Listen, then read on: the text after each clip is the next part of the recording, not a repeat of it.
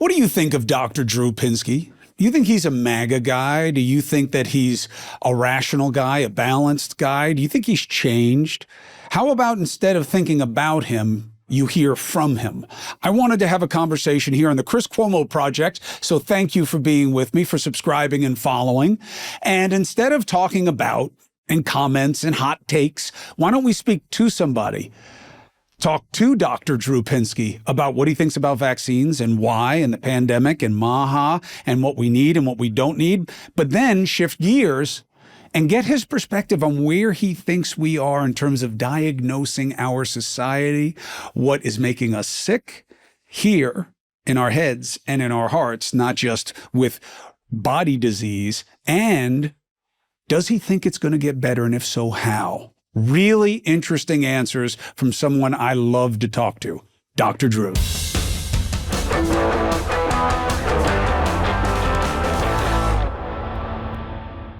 Doc, always good to see you. Thank you for being with me. Let's talk about me and about you and about perception versus reality. Do you believe that you have changed? You know why I'm asking you, right? You know that people say often, oh, he's different now.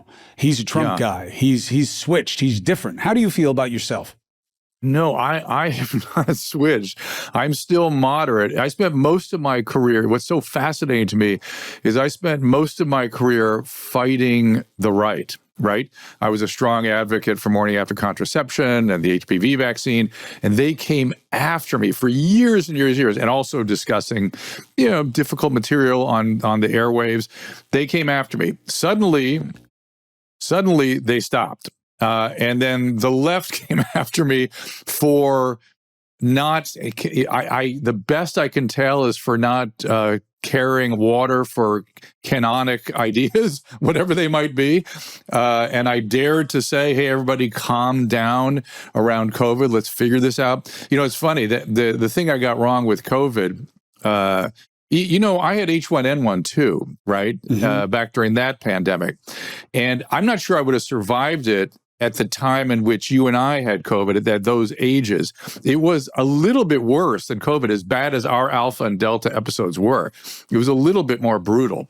And there was a pandemic that killed 300,000 people worldwide, at least 20 or 30,000 people in this country. I had it. I knew it was brutal.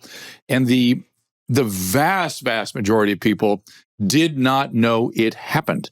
The Obama administration elected not to make an issue of it. They managed it just perfectly, I thought. And they relied on input from the CDC, direction of the local public health, just the way you're supposed to deal with a pandemic.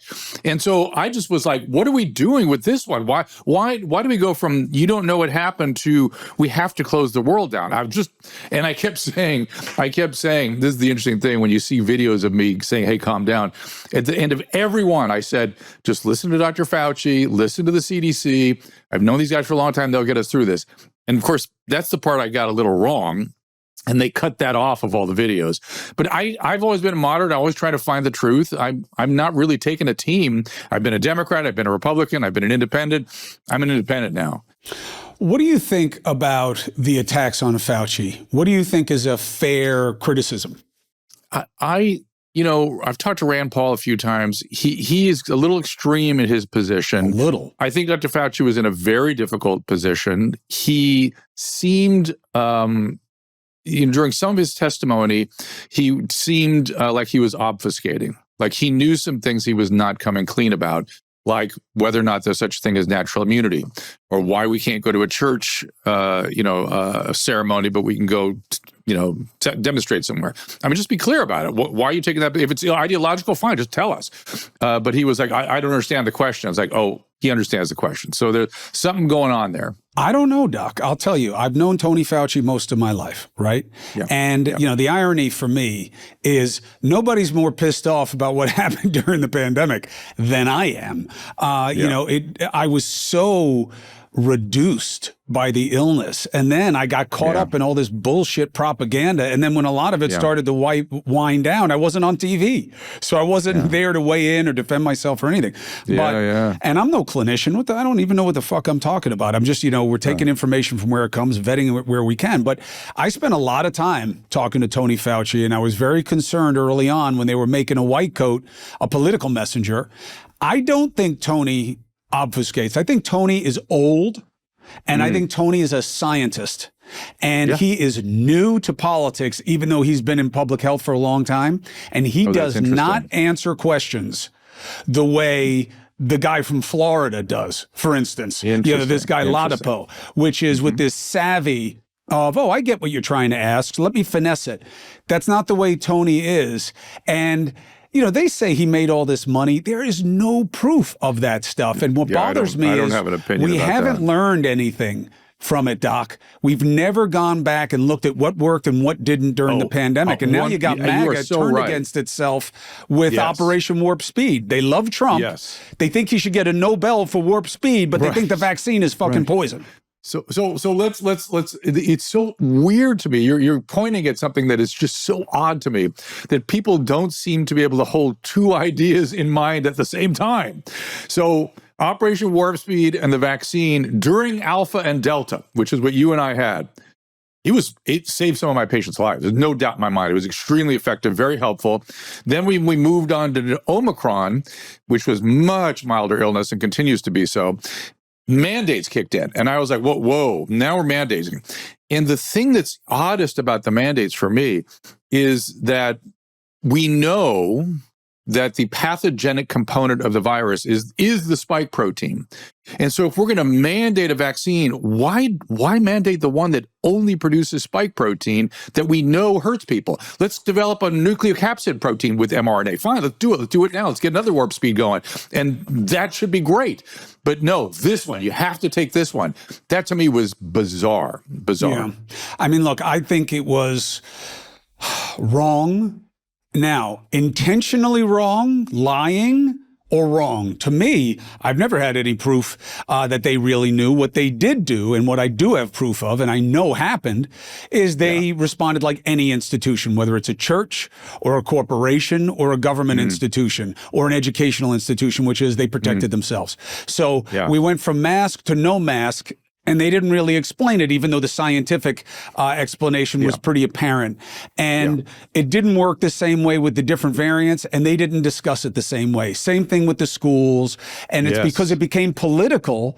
And the freedom that you guys have in science is not allowed in politics. If you change your position on the vaccine, you're an idiot. And if you say, no, I'm not an idiot, the data changed. There's new information about it, so I'm changing my opinion. In politics, you're a dead man. You can't do that. Nobody changes positions. Terrible. And in science, that's all you do. But let's go back up to take back up again and look at the fact that the CDC was never supposed to be a political organization or a organization that mandated anything. That's not their job. Their job is advisory and to do some research on bioweapons and things like that. But it's advisory. And to the extent that they are about communicable diseases. I mean, it was designed to control malaria in the United States. That's where it came from. Right. And it's still supposed to do the same thing. It's supposed to just advise public health officials, supervise them. We get information as physicians. The way H1N1 went. H1N1 was perfect. And then we make decisions on behalf of our patients, and now we do our thing. And then maybe the community gets together and makes little decisions on their own. But this idea that the federal government is mandating what doctors do and what public health does, it was never meant to be anything like that. Never, ever, ever. But what happened was, as you know, first under the Trump administration and then under the Biden one, they made the mandates based off the CDC recommendation. They just put the onus, the burden on the CDC. Yes. Because they didn't want to own it. I mean, that's why Tony was the one talking to us and Birx was the one talking to us in the first place. If Trump had wanted to own it, you would have never met any of those guys. But he didn't want to own it. And Biden, his people extended the same thing, which is there's only downside on this. So let's let them handle it. And the sad thing about it to me is we never learned anything. And now it's all weaponized for advantage. You keep saying that, and I could not agree with you more. I want listen. Whenever we have a case, we do a postmortem. We study what we do, what we get right, what we get wrong. Let's have a collective morbidity, mortality, report on what we did. And there's just all people have to do is say, I got it wrong. I got some stuff wrong. Right. I got lots of stuff wrong. And it's just, wow, I've never seen anything like this in my lifetime as it pertains to the practice of medicine. It is very disappointing. It's all about us and them and finding blame. And the way how I see this, here's the proof of that proposition. There is, and we see this again with the Florida Surgeon General, who I thought was polite, and he makes an interesting case. I think it is so clinically weak. So no mandates of any vaccines, but not because he has information that any of the vaccines don't work. It's just that he doesn't like the choice structure, which is bizarre to me, because how can I know what you know? I don't know what you know. So if you guys have decided, well, if we don't have these vaccines, the classroom is going to be a different kind of petri dish than it has been for the last 50 years, who am I to say, I don't buy it. I don't buy it. I don't know anything, but I don't buy it. I'm not going to have my kid take any of them. I mean, it seems bizarre to me, but there is more energy behind that kind of position, or saying that the vaccine kills more than it helps, then people give a shit about long COVID. And long COVID is absolutely real. And vaccine injuries can be real, but we don't know nearly as much about them as we do long COVID. And no one gives a shit about it. I mean, nobody hasn't had the vaccine. So everyone that has long COVID also had the vaccine. So how do you sort that out? But I want to back up a little bit on the vaccine mandate thing. Are you aware that 88 countries have no mandate for school attendance? A lot of Scandinavia, most of the EU, China, Japan, even China does not require a vaccine to attend school. And some of these schools have very good vaccine uptake, right? And some of these countries. And the way they do it is through education and through the physician recommendations. So each physician sits down with their patient and says, hey, I'm recommending this. Here's what's going to happen if you don't do it. And there's good uptake. That is how medicine is supposed to be practiced, not a mandate. And to have think about the bioethics of a mandate. What do you need to have a bioethical standard that allows you to make a mandate, right? Have you thought about that? Yep. Okay, so first, the doctor's job, do no harm. So if you're going to harm the patient with the vaccine, even if it helps the community, you don't have the bioethical standing to do it. Number two, you have to have informed consent. So you have to know exactly why you're recommending it and what the circumstance will be if you don't do it. And then the child or the adult, and again, I give adult vaccines all the time, and it's a very different proposition. Bodily autonomy. People are entitled to their bodily autonomy. And all three of those things are necessary for a mandate to be in place. And it's got none of that. And so that's what makes me worry. We just don't have the bioethical standing, maybe for a 65-year-old, 75-year-old, or maybe for measles in a certain vaccines. Yes, we maybe have it for measles, mumps, rubella in certain age groups. But to have it for all vaccines we just don't have that. We just don't have it. Why do the public health officials overwhelmingly believe that the vaccine schedule that our kids have has contributed to America being a healthier society? Because they have no data to decide one way or the other. And unfortunately, people have developed religious belief around anti or pro-vax. Both sides equally culpable. We need to get the data. We need to figure it out. We need to look at where it's good and where it's bad. Like, look, here's where rubber hits the road for me. For instance, I was in and around the hepatitis B vaccine research, right, back in the early 80s. And we were doing this to deal with vertical transmission of hepatitis B, mother-to-child transmission, in China, where they had a big problem with this. We never imagined we'd be giving it to children here. We wanted it for healthcare workers. We wanted it for China. It makes zero sense here. And why do it on day one? It's the oddest thing. And apparently was mandated by the World Health Organization. I don't know why. I don't know what the thinking was. I can't find it. And I can't, as someone who worked with that vaccine, There's zero indication. They can always take it at age 10, take 12, whatever. It wears off too. They have to take boosters later. I mean, what are we doing? What if a mother has hepatitis B in this country, we know it. And if we do not know it, that's malpractice. I mean, and those kids get the B vaccine for sure. But that's a couple hundred cases a year. The one good, I understand all that, and that's helpful. Thank you for laying it out for the audience. The concern that I hear as a counter is that if you do not mandate these vaccines, you can almost guarantee there will be less uptake than we have currently in society, because there's an empowerment principle. It's been politicized. And are you concerned about that, or do you believe that we've never needed them? Oh no, I'm 100% concerned. Remember, I'm in between. I'm concerned about both directions, right? And look, we just had an outbreak in Texas. Now, you want to look at that. You have to look at it kind of carefully, because there were 3 deaths, right? Mm-hmm. And one was in an adult. It wasn't even a child. And the 2 that were apparently healthy children. That should be an educational instrument for people who are trying to make this decision. Go, look, here's measles. It's a bad illness. Right. Here's what can happen. And so, I'm very concerned about it. Do we need HPV at a certain age? Do we need hepatitis B at a certain age? To me, those are debatable questions, and they should be based on risk reward. Always risk reward for that person at that age, at that time. Cozy Earth products bring ultimate comfort that shows up day in and day out. That's because Cozy Earth nailed comfort with their bamboo joggers and their everywhere pant next level. Cozy Earth is good with me, and I'll tell you why. They do well and they do good. They have products, their bedding especially, that uses a textile, bamboo, viscose bamboo, that does not kill the planet the way everything else does, and that is good for me. And in terms of doing well, the sheets hold up. The more you wash them, the softer they get. The clothing that they make for bedtime and leisure wear, they are soft and breathable, and they work really well, and that's why I love Cozy Earth. So go to CozyEarth.com and use my code Chris and get up to 40% off the best pants, the joggers, the shirts, everything.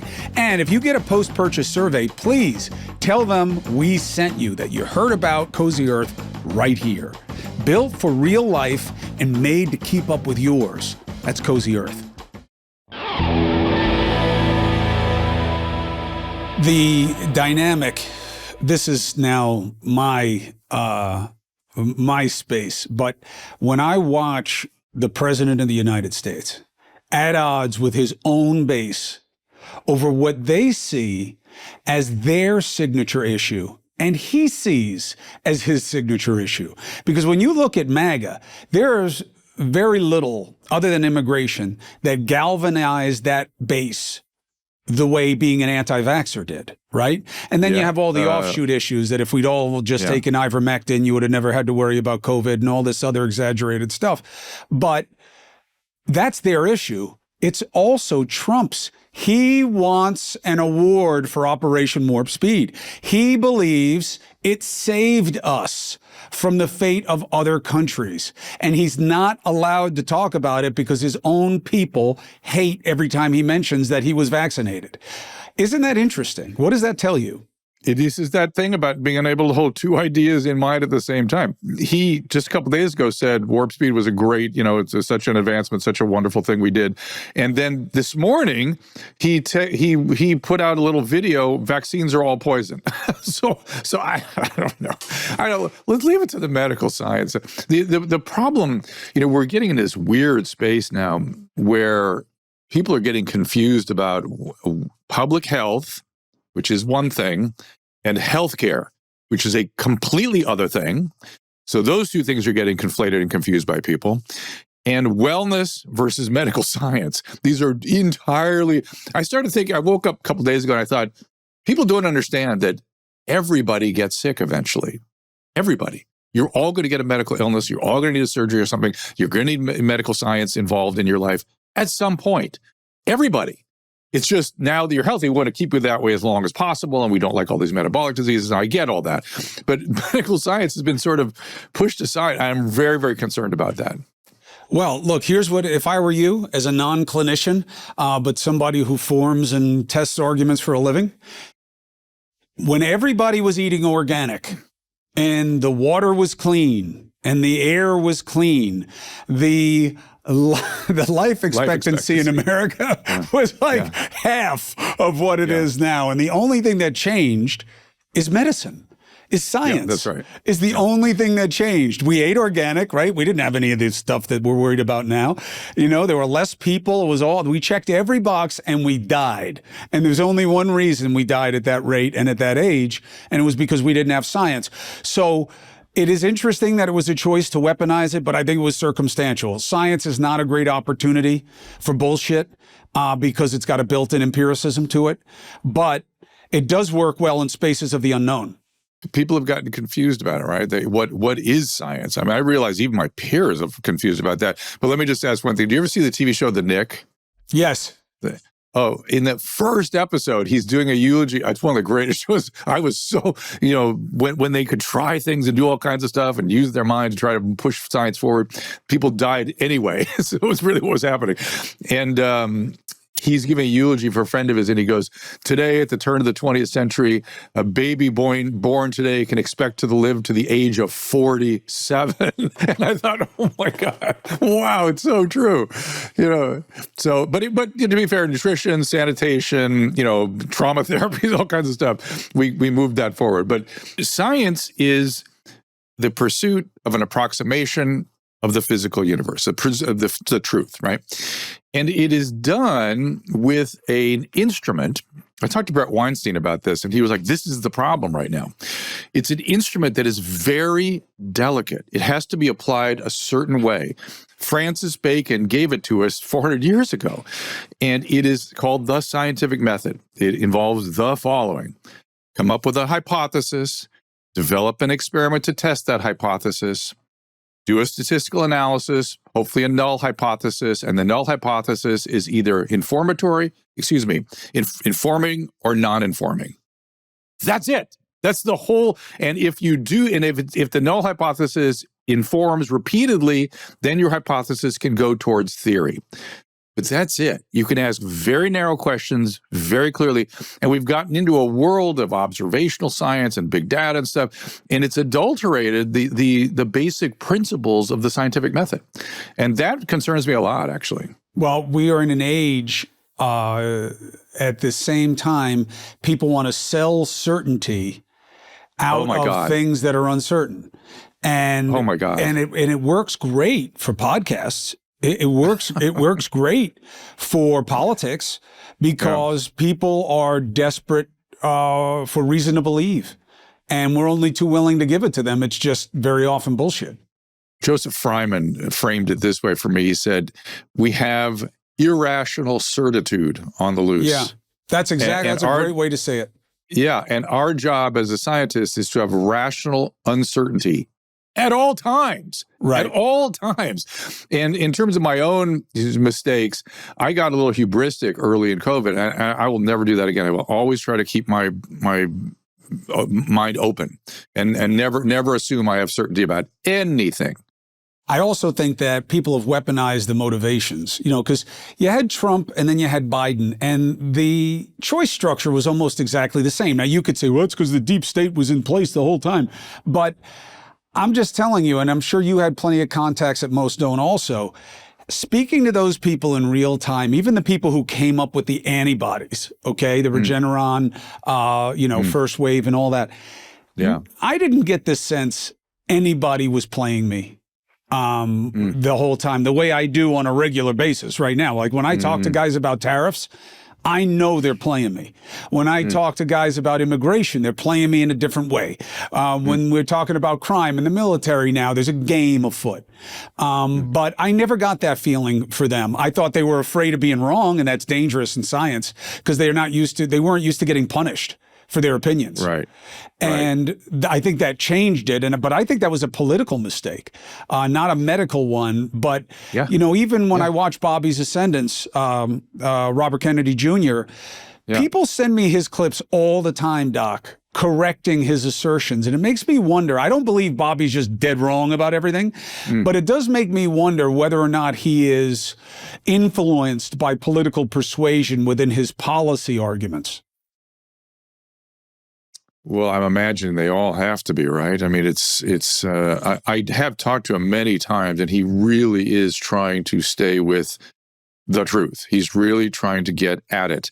The extent to which he's able to or has to pay attention to really what I would call administrative policy issues to get where he needs to go, God only knows how many different influences get in there. I just keep saying, I've talked to him. I believe he wants the truth. I believe he keeps an open mind or reads science. He has a point of view, but he reads scientists relatively dispassionately. And we got to give them time to do that. Look, Jay Bhattacharya, have you talked to Jay or yeah, Mehmet I just Oz? had him on. Jay's amazing, right? He's the head of the NIH. He's a great guy. That is somebody I think you can lean on and rely on. Mehmet, I've known forever. I feel the same about him. So there's at least two people in there that I feel confident when they're telling me something, I can rely on it. But what they get beat up about is the politics of it. You know, like you were on the other night on News Nation on my show with PhD Nurik, right? Dr. Nurik. And she has made a cottage industry out of just fact checking, as you guys do all the time in the clinical arena, what comes out of MAGA's mouth. And a lot of the time it's Bobby. And I spent the time of going back to check her sources to make sure she wasn't just cherry picking. And it's always pretty obvious that people get, like you said, irrational certitude is the order of the day. Now, we've diagnosed the easy part. Now the hard part, what do we do about it? By the way, there's one other thing that bugs me. When you get things wrong, the other sort of weird thing that's happening is people accuse you of lying. You lied about this. It's like, no, I got it wrong. It's possible to get something wrong and not lie about something. Here's where I have landed. And I don't know what else to do except to keep my eye, I guess I have three or four things. A, be very aware of cognitive dissonance and cognitive distortions. Understand how those things work. You should interview Mark Chankisi. He's a physicist, cognitive psychologist, and he really lays out, the kinds of ways our brain work. We're all prone to it. We all have cognitive biases and things that can get in the way. Pay attention to cognitive bias. 2, remain rationally uncertain at all times. At all times. And then 3, I've arrived at this spot, which is we have to allow free speech all the time. We have to mix it up. We have to talk, and go at things where they're wrong, talk about things when they're right, have conversations about it. And this is how science is always done. We get to an approximation of the truth by sharing with our peers. I feel that right now we're accelerating in the misinformation direction. On the fringes, though, remember that but they dominate, Doc. They dominate. Well, we don't have love lines anymore where there's a cottage show that has, even though, you guys were like a cult show early on. I was there in the beginning, you know what I mean? I've been following Dr. Drew literally from jump, where, this is a little show that has such wisdom and is having a kind of conversation about American society that we all need to have. Now, I believe the fringe has reversed that, and it's like crazy town on the fringes, and the rest kind of step away from it. Yeah, all I know is that the way these things tend to work, and by these things I meant the crazy town part, is about 10%, about 20%, 10 to 20% become evangelical. They are in, and I don't know what to do with that group, because they're people need to look at them and understand who they are on both sides. Understand it. Now, they may have something to offer, by the way, too. Sometimes, the broken watch gets the time right twice a day. So pay attention and be uncertain. But about 10% typically goes, hey, whoa, it's what you're saying. This is bullshit. Hang on a second.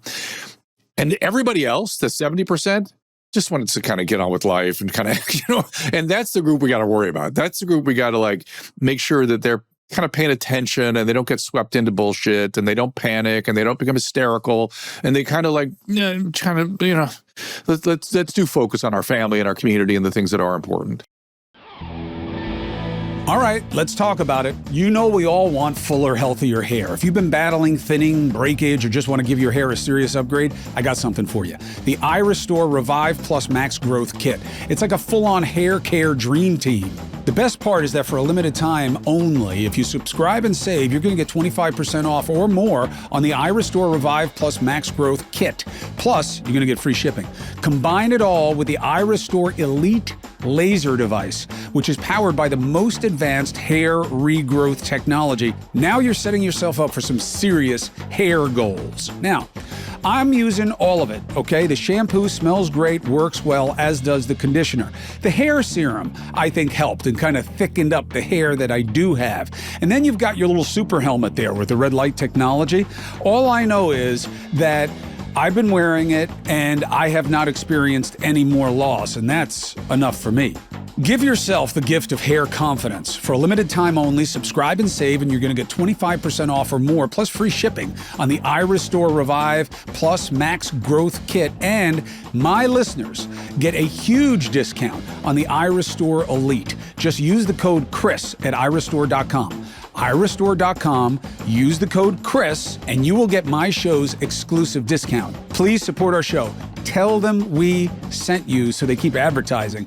Hair loss is frustrating. You don't have to fight it alone thanks to iRestore.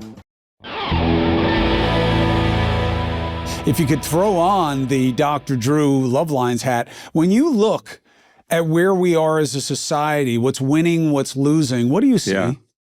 Well, here's my basic take when I put on that hat. I didn't intend any of this. This is not at all what I expected. This was not what I was doing. Please, no. Please, there was an excess. It went too far.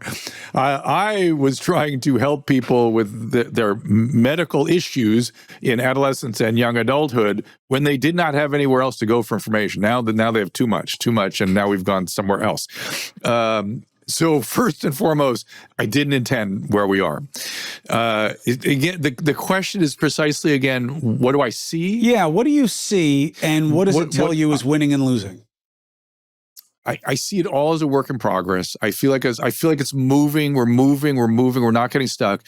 And I have found myself studying crowds and 1789 France because that's where our crowds really went wacko. Now, I know the French don't see it that way, but that is what happened. There was, and that's why the books on mob came out of that. Le Bon wrote the book about, mobs and crowds, and there've been several since. And I know they've been criticized, and I'm familiar with the literature, but crowds masses are a special thing, and they get swept into frenzies, and we should all be on our guard about that. Every bad thing socially has been because of a mob doing good. Social ill is always not done in the name of good, and often because of a hysteria that sweeps in. I read a book about from the perspective of the American ambassador in Germany in 1939, and I was surprised to see the Germans talking about an hysteria. I didn't understand that they too saw this whole thing as a hysteria that had captured and then got hold, and that was that. But it just. And we have to be careful too, because there's been a narcissistic turn. Okay, we are all have traits of narcissism now. That's a kind of a new thing, and as such, we can be prone to envy, and we can have empathic failure in certain situations. And mobs love that shit, because mobs will take that narcissistic liability and scapegoat. So scapegoating becomes the means for the mob to gratify itself. We need to understand that and pay attention, because that's what you're talking about on social media. There are a lot of people who believe that we are heading for profound conflict, that the fringes have taken over, and you have MAGA on one side and the reaction formation to it on the left now that seems to be forming quickly and furiously. And to your point of we're in process, is that process evolution or devolution? Oh boy, we will see. Right? You're sort of arguing more devolution. I in terms of cognitive biases, I have an optimistic bias, and it's bad. It's like it's I can't shake it. I do and as a survival mechanism. I have developed it. I'm raised by a long line of pessimists, of very too. cautious. Success is failure averted. Don't celebrate. Just worry about fucking up the next one or not. Me too. And I think reaction formation to that for me was, and especially just being in this business as long as I've been in it and how I have decided to be in it, I have to believe, I have to see the work as an act of faith in the future. Because otherwise, there's just not enough tequila in the world. There's not enough THC in the world. There's not enough clonazepam in the world. No, I'm with you. I'm with you. It's just too heavy, too much, too sad.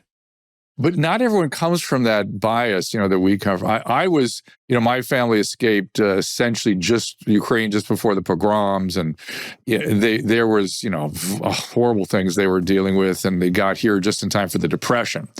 And so their thing is, you don't know what can happen tomorrow. It can all fall apart. You better just take care. And there's a lot of take care of yourself and be prepared. And I don't know, we could all use a little bit of that, to be fair. I mean, and both you and I have ended up, in spite of that, with an optimistic bias.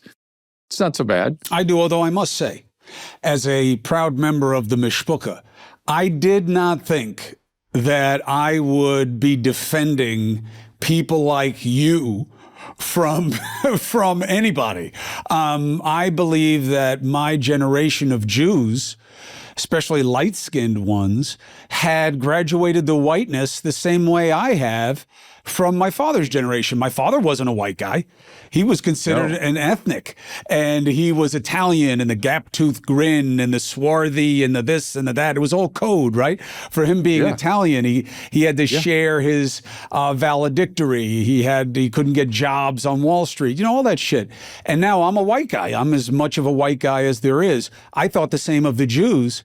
I now don't believe that anymore. I think you may look like me, you may sound like me, you may have the same pedigree as I do, but if you're a Jew, you're not a white guy. You're a Jew. Well, I have a couple of reactions to that. One is, my dad too couldn't be a member of the hospital where I served for years. He couldn't be a member of the social club across the street from where he lived. This is in the 60s and 70s. Mm-hmm. This is not ancient history. He was just not welcome. And he didn't make a lot of it. He just went down to form a new hospital with some friends, in another community. He was like, we're just not welcome. It's just the way it goes. And I don't like clubs of any sort. I just don't like excluding people. I don't like special languages. I love the culture and stuff, but I don't like exclusionary anything. That's just my bias again. So to the extent that we're not white or I don't like that kind of language. It's just like, Yeah, but you don't hear that. You don't hear that among Jews in your personal life, that they are worried, that they're telling their kids not to wear the Star of David. And then you have other ones that are celebrating Shabbos and having their Shabbat dinners and leading into it more. I mean, is it not palpable in your own life? I see both. Yes, for sure. For sure. And have you ever seen it before? Not like this, not in this country. I've seen, that's what I'm talking about. It's not supposed to happen here. This is why Jews fled here. No, it's not supposed to happen here. And it's so odd to me that Jews become the object always in a tumultuous time. It's like this is back to my thing about scapegoating, right? They just have this long history of being scapegoated. And scapegoating generally is kind of uncanny to me. I can't do it. I don't get it, but maybe I ought to study it some more. I'll understand it better. I've been trying to figure out how it is that the left has become the home of anti-Semitism. I never saw that coming, and it actually gives a little bit of credibility, just a little bit. I'm holding my fingers as close together as I can, of Democrats started the bigoted political movements. I think that's unfair. We're talking about Southern white Democrats who then became blue dog Democrats and then Republicans who started the KKK and all those organizations. Those are not Democrats like my dad, which is when the party became a repository for the rejects, right? The ethnics and the underclass and all that. That's my father's kind of Democratic Party. Now, though, these cats on campus or what I pick up, when they're really bad on Israel, the chance that they're MAGA is small. You want to talk Ukraine, you'll get a lot more MAGA guys in there about what, what they've been fed, about who's the bad guy or whatever. But on globalize the intifada, that's all left. How? Yeah. I'm with you. How about my body, my choice? That's the left. And yet, no, you have to take these vaccines. I don't know anything in medicine where you have to do it and you don't regard the risks at all, ever, under any circumstances. Well, right. But flip it also, Doc, because now with Latipo, I didn't go there because I really try not to do gotcha. I have incredible facility with arguments. But that's not always illuminating. Me saying, oh, Doc, you said this about the 70s, but you forgot this and this. Oh, yeah, I did. Right. Yeah. That factors in. It doesn't improve the overall point, so I leave it alone. But it was no small irony to hear a conservative arguing, you can't tell me, as the state of all people, what I can and can't do with my body, and just ignoring what just happened with reproductive rights. No, exactly. It's so gratuitous.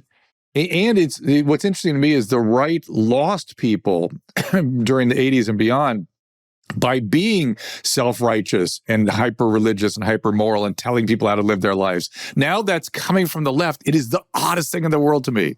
And I guess people don't know that about that transformation. They don't see it or something. It is, like I told you at the beginning, I was fighting the right for many years. Anita Bryant, all this stuff. You remember all that stuff? Oh, It's like I was a pariah of talking to kids. Oh, how dare you? And now all of a sudden the other side comes after me. I guess this is how politics goes, right? Just like you said. I mean, the Reconstruction of the South was perpetrated by the Democrats. And by the way, everybody, read your history about that period. It was so awful. It was literally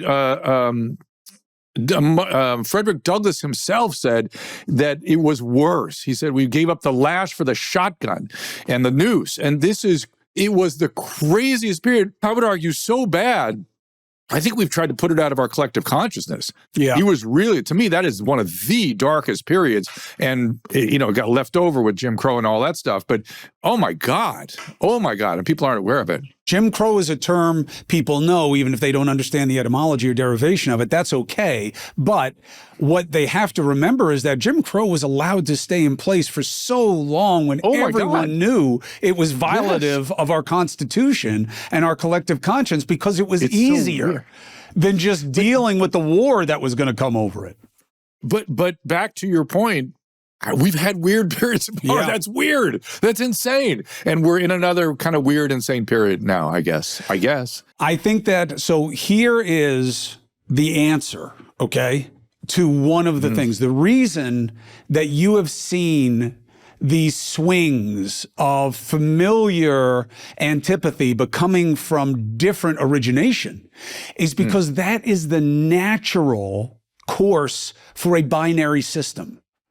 It has to be this way, Doc, that when something starts to move the pendulum and it starts to swing, okay, what do we know for sure? It's going to overcorrect, and it's going to have to zero out with inertia, and then it's going to come flying fucking back the other way, building momentum again.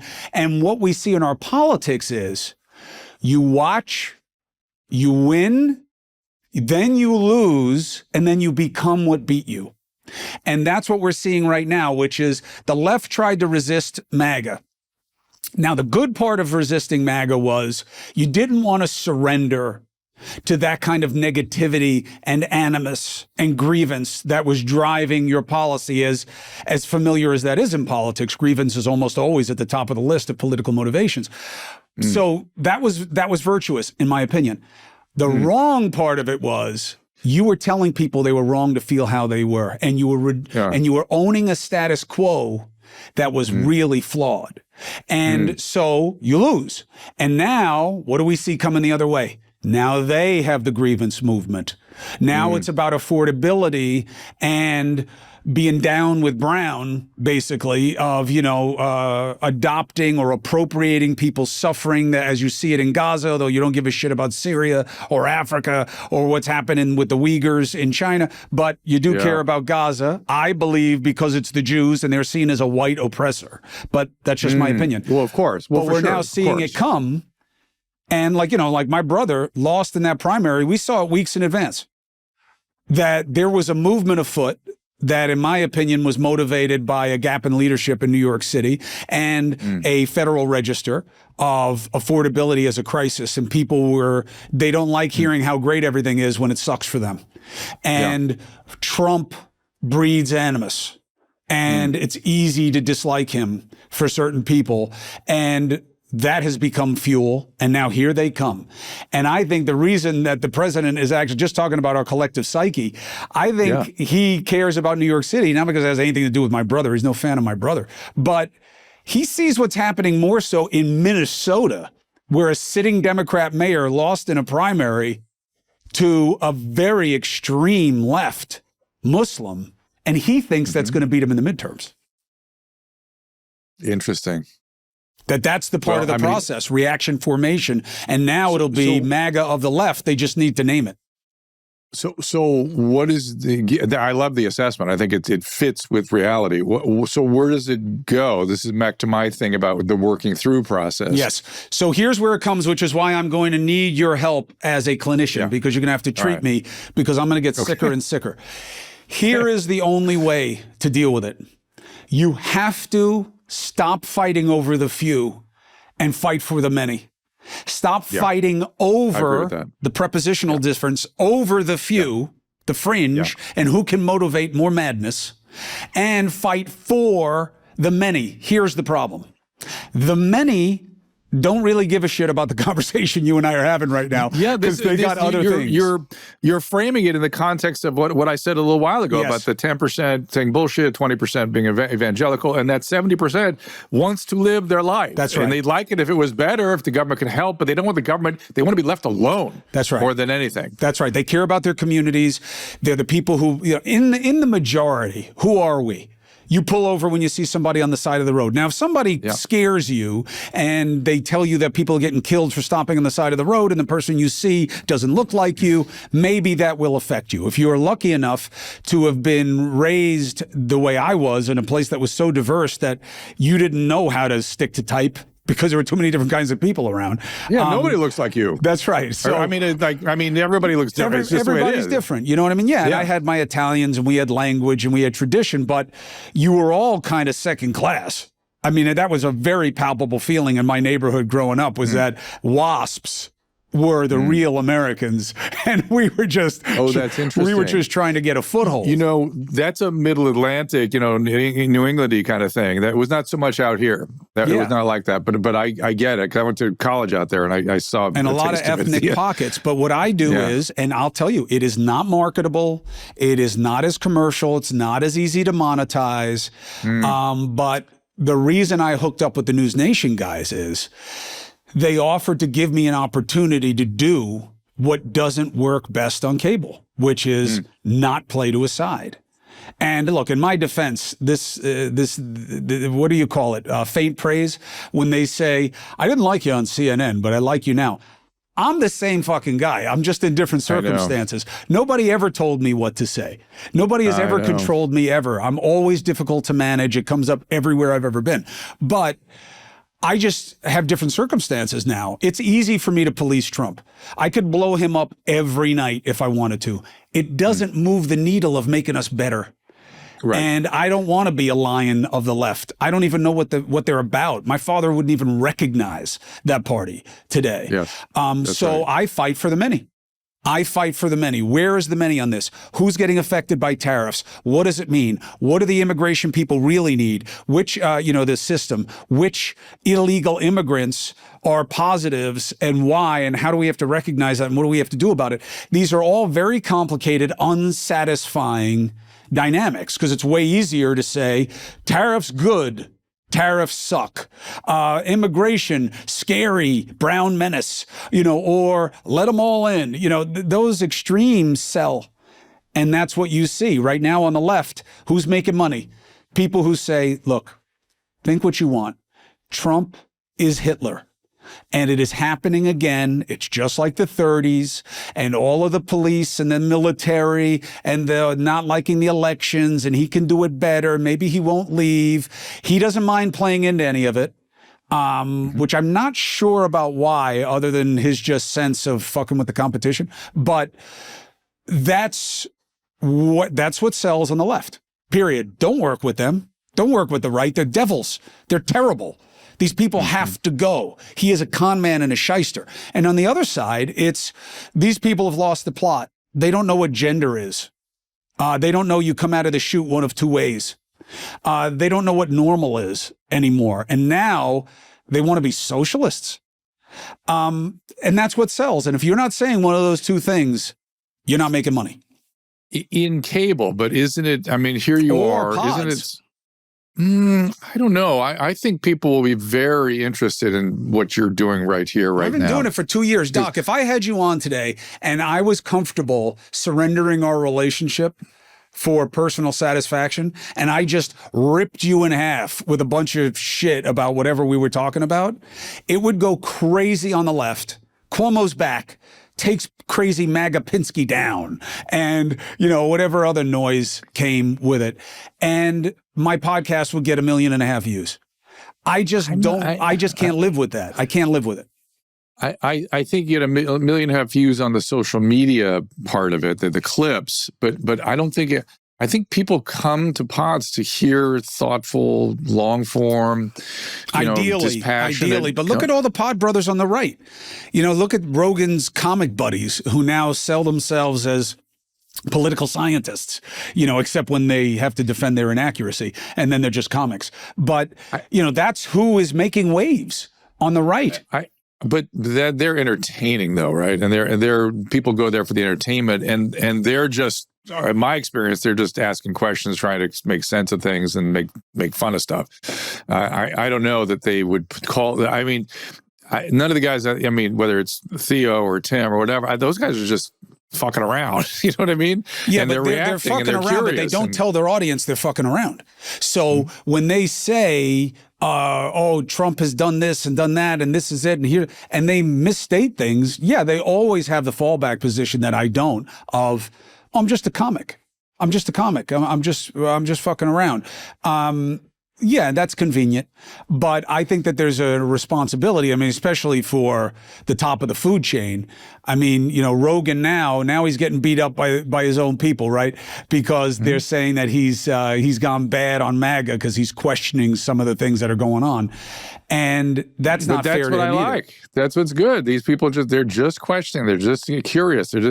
Curiosity and thoughtfulness is really what I think this new sort of long form trend is all about. I do. I think conversation is the cure. I agree with you about that. I just think it's also the poison. It depends on how somebody is using it. And while I believe in curiosity and depend on it and inhabit it, skepticism is the lowest form of intelligence. So Dr. Drew says, here's what I've learned in my 50 years of practice. And I say, I don't know that I agree. Oh, yeah. And it's like, you don't agree. Based on what do you not agree? Well, I saw a clip from a podcast the other day where this doctor told me that you're really better off just eating carbs all day, or whatever article of convenience I found. And that's where we are, which is where Dr. Drew can be on with Cantaloupe Cuomo, who doesn't know anything about what he's talking about, but he disagrees. Well, this is symptomatic of something called Dunning-Kruger. Have you heard the Dunning-Kruger phenomenon? You must have, yeah. Is that because people have so much access to information, they think they have a certain amount of wisdom and knowledge, when in fact, they're way down the curve of the Dunning-Kruger, which is where confidence, and for people that don't know, it's essentially you don't know what you don't know. And people that really know a lot tend to veer towards imposter. Like, I don't know shit. When you really know a subject, you're like, okay, this is so complicated. I can only make conclusions about a certain thing. But as you're going up in your knowledge base about any given topic, you feel like, because it's sort of enlightening. There's sort of a dopamine reaction associated with that. Oh, this is interesting. Oh, I can see that. But you don't really know anything yet, which is so fascinating about the human. We used to say when we grew up, a little bit of knowledge is a dangerous thing. Yeah. And the problem with Dunning-Kruger is you can't use it as a positive instruction on anybody that you're applying it to, because it assumes that they are lacking in fundamental competence. They are low ability. And you can't say that to somebody and have them want to sign on. But I I'm a dope. You're right. You can use yourself as an example. I always go, look, I thought I knew something too, and then I got some real expertise, and I realized it's pretty complicated. And so be careful with irrational certitude. Once again, thinking like you know a lot when you're just getting started. So you believe humility is a really important virtue these days. But it doesn't. Really but it doesn't go with narcissism. It doesn't go with narcissism. No, it doesn't. That's why it's so virtuous. I mean, people need to cultivate it. They need to pay attention because, look, not everyone is narcissistic per se. We have this narcissistic liability underway now. It's a sort of a trend. And we all got some of it. And as I said, it's the liability of it that we have to watch out for. Last thing to diagnose for me, Doc, and thank you so much for the time and helping me out wherever I've ever been. I appreciate you for it. When you look at where we are and what works in society, as the optimist, what gives you most hope? What gives you most concern? Obviously, I have lots of feelings about what we're doing with homeless people, which is nothing short of, we can have a whole separate conversation about that, of negligent manslaughter, but that's that. I have been very concerned about how young people— Meaning the state let people die who can't take care of themselves. They're actively contributing to their demise. It's beyond, it's disgusting. And again, not a difficult problem to solve. I know exactly how to do it. We could solve it, but they refuse to listen to anybody. The mayor from Amsterdam came over here. He had the same problem, solved it, came over to Sacramento, said, let me show you how we did it. There, get the fuck out of here. Who are you to say? And believe me, there's a way to do this. It's not that hard. And by the way, Maha keeps saying they're going to get at it. So I'm standing by to kind of try to help with that infrastructure that I think would be necessary. But I worry about young people being pessimistic. That makes me nuts. And I have noticed, because I mean, what are we doing here except to pass on and give the next generation at least maybe not necessarily better, but good and enthusiastic and engage in life in a meaningful way. It's what Aristotle called we had a word for flourishing. And I want people to flourish. Everybody. I want everybody to flourish. I'll think of the word in a few minutes. And to see young people feeling beaten down and pessimistic and unable to form relationships, that is probably the thing that scares me the most. You're talking about eudaimonia, by the way. Eudaimonia, that's what I'm talking about. Thank you. But the lack of ability to find meaning and to find satisfying relationships and to build families. This is profoundly concerning to me. Now, I will tell you, as I travel around the country, the places I like the best is where I see young people out engaging. Like there are places in the country where you can see the difference as opposed to here in Southern California. By the way, Orange County, it's kind of happening there. And the evidence of it now has started to blossom a little bit, where I am seeing, and this is what gives me the positive part, you're going to find birth rates going up. I'm seeing babies all over the place. I'm seeing marriages happening. They're like getting on it. It's happening in regionally, but it's starting to really happen. So that's what gives me hope that there will be this ability to find meaning and to make it engage the way we want them to. I don't, I know that now I'm 55, so I'm just on the cusp of get off my lawn and starting to hate the new generation. But I got to tell you, I look at my nieces, man, they had it hard, man. This 9/11 generation, these people grew up with us getting blown up, going to war that nobody understood in the wrong country, hating people in the place that's supposed to be the melting pot. All kinds of financial, fiscal and political cataclysm. Nothing has been good for any sustained period. Then they have the internet on their watch and social media, which has just blown up all our best and worst tendencies. And what always wins in any kind of even footing between best and worst is worst. It's hard for virtue to win. The reason all of our superheroes and all our narratives about virtue are so powerful is because it's hard, right? It's so hard to beat it. And now you have these kids, like our oldest just graduated, Ivy League graduate, kid's redonkulously talented. And she's home. The jobs aren't there. The economy is not there for starting the way it used to be. Everything's too expensive. She is fortunate that she has parents who want to support her. And by the way, I got a sneaky thing. You want to talk about a throwback idea, Doc? I don't know where you are with your kids, but I want them home. I think we fucked up motivating people to be like me, which is I got to get out of the house. I got to find my own way. I got to buy my own place. I think we had it right with multi-generational families. I think it's easier for families to build wealth.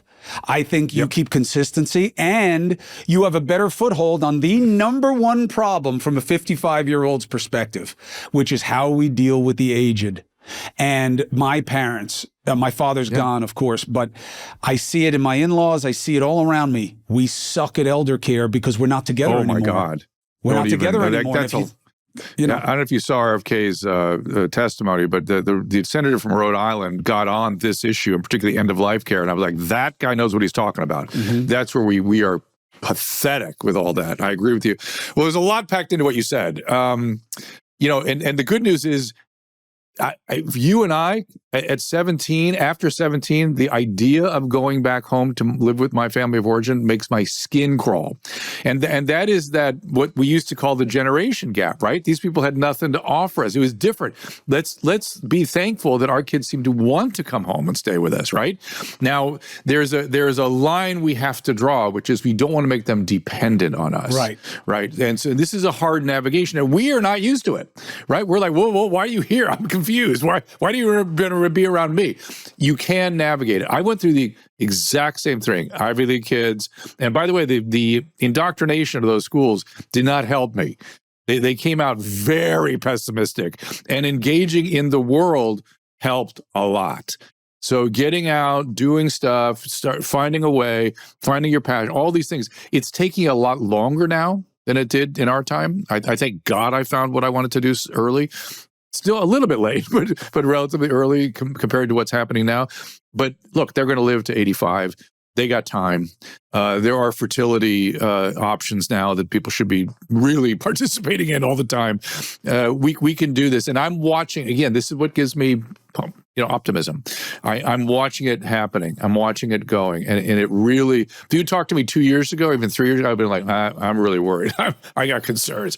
And again, the genius of our state system. I saw some economists saying, the thing you want to buy your kids more, invest in for your kids on behalf of anything else, luggage. There's opportunities, but you have to move around to find it. And that's the genius of our state system. So I don't know. I am very worried, as are you. I get it, but I'm feeling better, at least. I work on worry. I have been dominated by it my whole life, and anxiety. And that's the mashpuka part. That's true. I've dealt with, I do therapy. I do medication. I do everything I can. Yeah. But what I see around me also, though, is reaction formation in different ways. So, and a lot of it is binary. Like my wife is big time professional, magazine person, but she has become obsessed with self-care and wellness and meditation and integrative nutrition, and not, eat nothing but soybeans and you'll be fine. Nothing extreme, but embracing it as a lifestyle. I see that also. I see more people surfing and more people getting into camping again. I see that we're responding to all of this negativity. These midterms are going to be fucking angry, Doc. It's going to be an angry time. And we'll figure out how to get through it. And I'll need your help to do it, Dr. Drew Pinsky. So thank you for being with me as always. Really a privilege. I had so much fun. This is a good conversation, and let's keep it going. Let's be an example. I'm happy to have you on whenever you want, and I'm always a call away. Thank you very much, Doc. You got it, my friend.